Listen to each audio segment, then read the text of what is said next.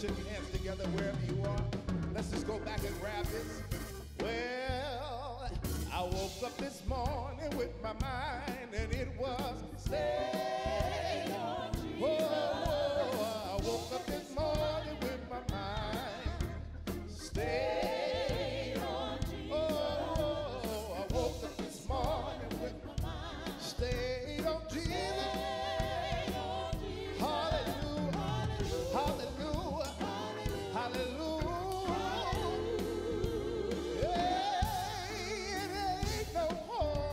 Your mind, oh, stay on Jesus. Hey, it ain't hard to keep your mind, oh, stay on Jesus.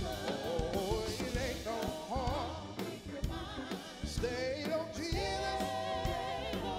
Hallelujah, my Lord, my Lord. Oh, I'm walking and talking with my mind, oh, stay.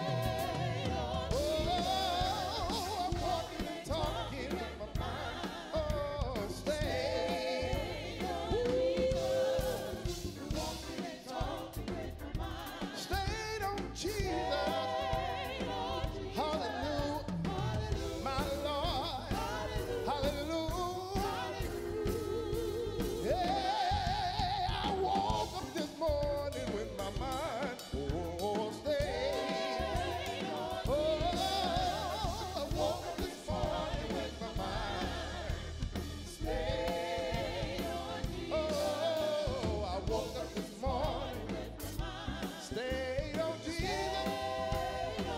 Hallelujah, my Lord, hallelujah.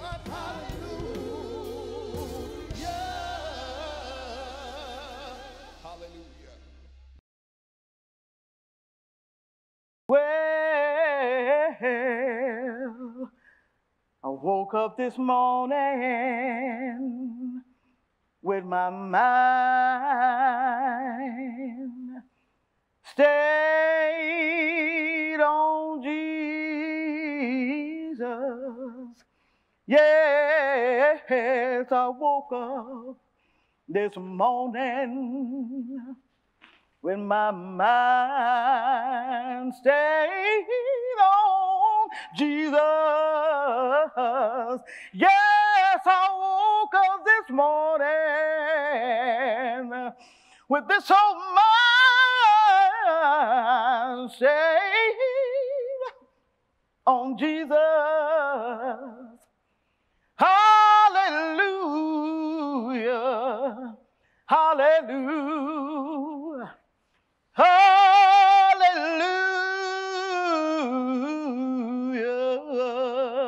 Glory be to God. Hallelujah. A good day to you.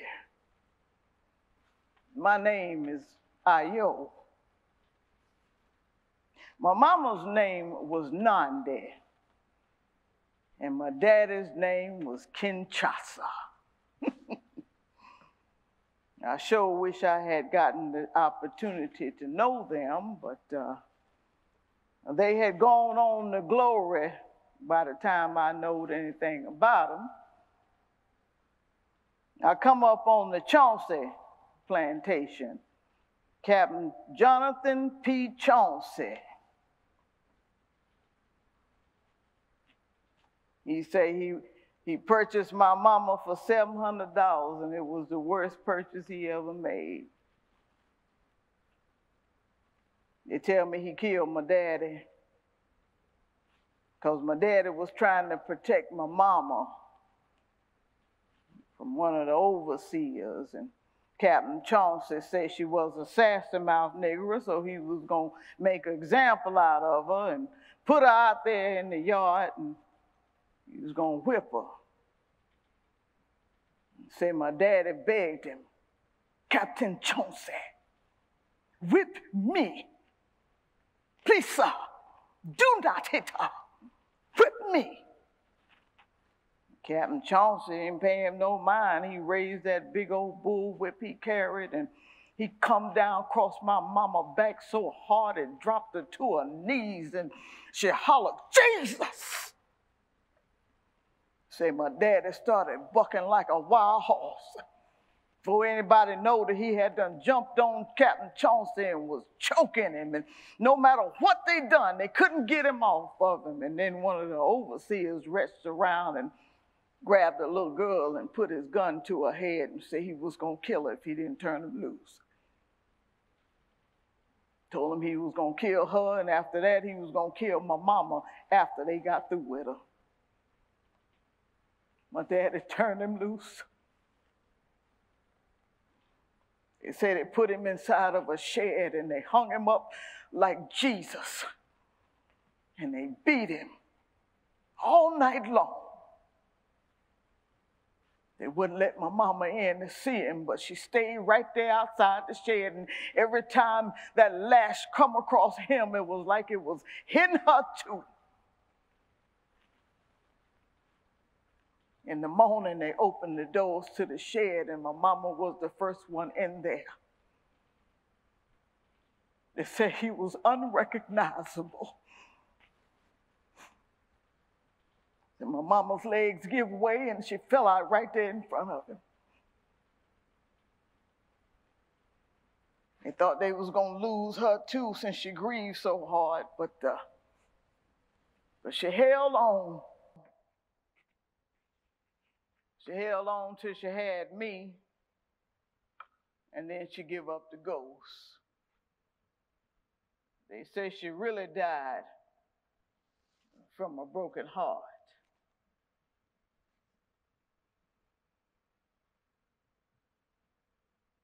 But what everybody recollects most about them is how much they love one another. What we endured, it was hard. But I tell you, if you got some folks around you that love you, it ain't nothing you can't get through. Nothing. That and faith in God. That's the reason I come to talk to you today. I'm going to get right to the point because I'm old and I ain't got a lot of time to waste. First, I want y'all to know that me and your other ancestors, we've been watching over you, and for the most part, y'all doing pretty good.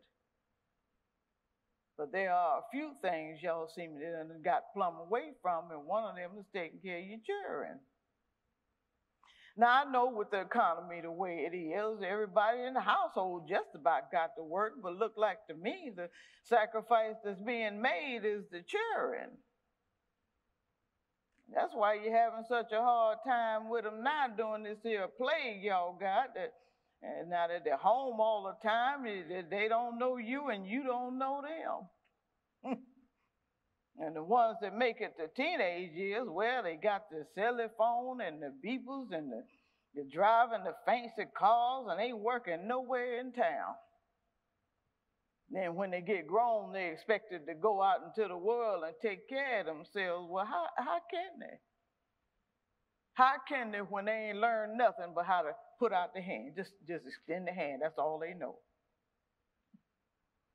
Most of them wouldn't know how to warm food without one of them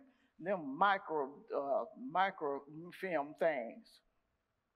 So here's a little unsolicited advice. Y'all spend some time with them children and teach them some things and get them from in front of them electrics.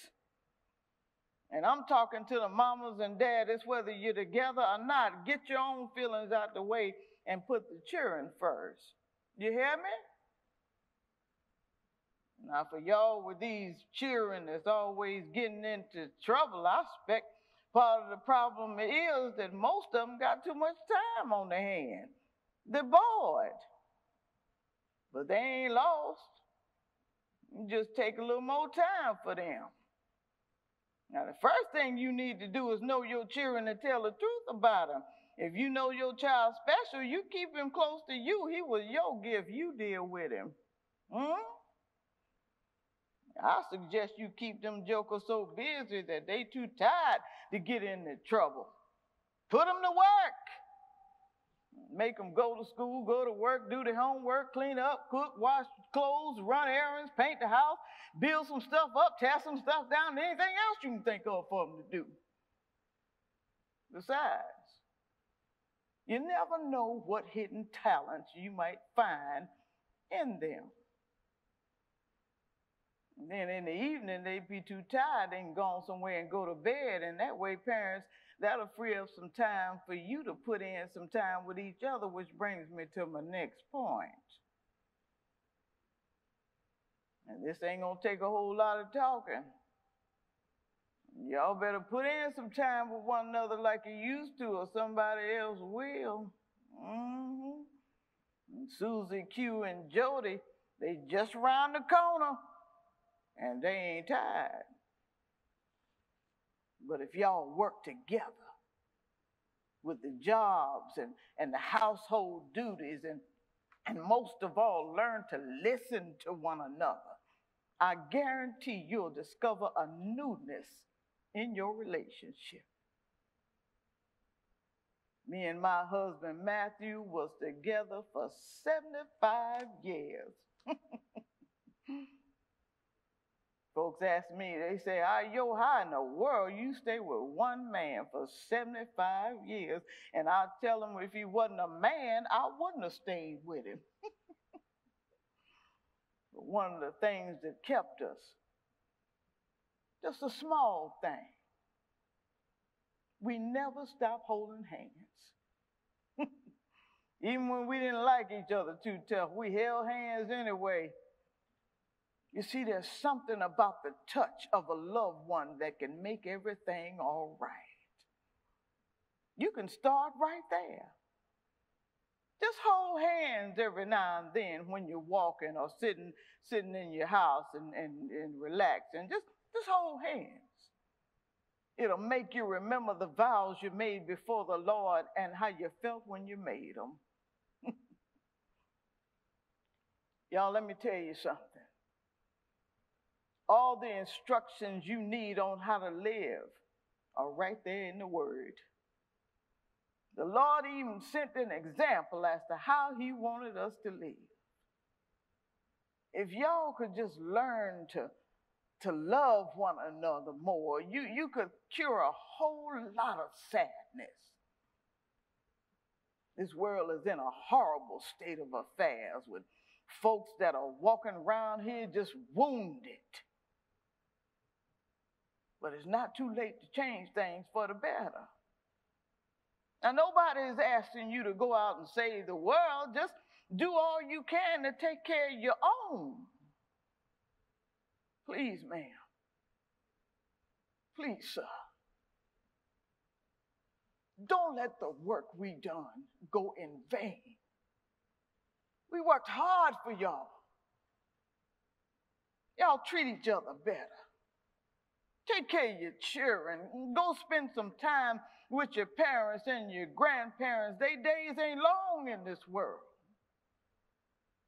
With this plague, you don't know when somebody gonna be gone.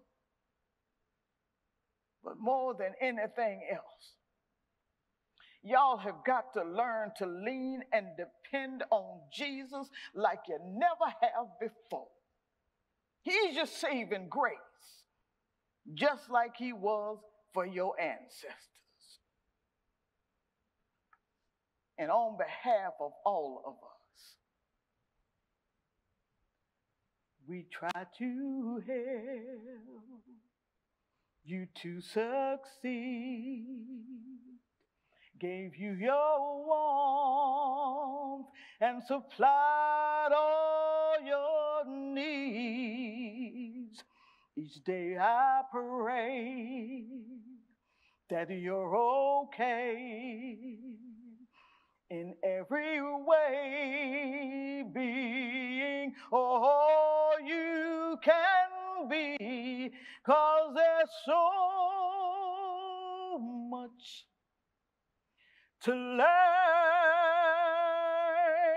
and there's so little time before your life slips away. there's a one place you can be saved. Yes, you have a place in God's heart.